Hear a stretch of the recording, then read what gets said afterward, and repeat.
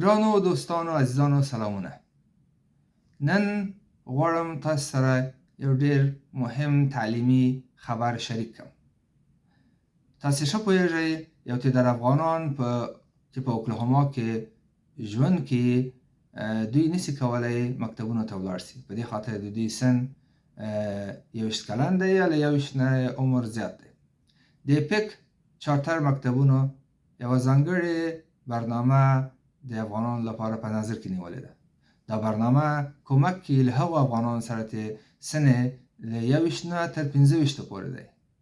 هغه کسان چې په دې سن کې دي دا یو ښه فرصت او طلایي فرصت دی چې تاسو وکولای شئ له دې برنامې نه ښه استفاده وکړئ. د دې برنامې په اساس د ایپک د مکتب لخوا تاسو ته وړاندې کیږي.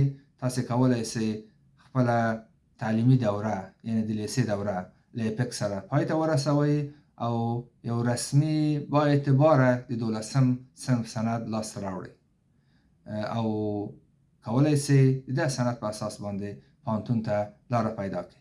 تاسو ښه پوهیږئ زده کړې په امریکا کې ډېرې مهمې دي، نو د دې فرصت نه ښه استفاده وکړئ، پر دې ځان خبر کړئ او ایپک سره په تماس کې شئ، همدا اوس ورسره په تماس کې شئ.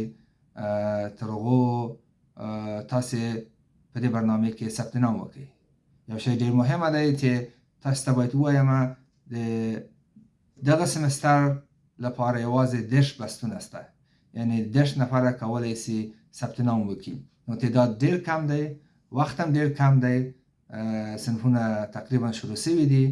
نو له دې طلایي فرصت نه استفاده وکړئ. دا خبر خپل منځ کې له نورو سره شریک کړئ او هر هغه څوک چې سن 21 نه تر 25 دی او د 12م سند یې لاسته نه دی راوړی، دا فرصت ورته ډېر خاص طلایي فرصت دی. نو کولی شئ ما سره هم په تماس کې شئ. که چیرې د ایپک مسؤلین نه شئ پیدا کوئ، زه به تاسو سره کومک وکړم چې په برنامې کې ثبت نام وکړئ او خپل زده کړو ته ادامه ورکړئ. تر بیا تاسو ته ښه وخت غواړم.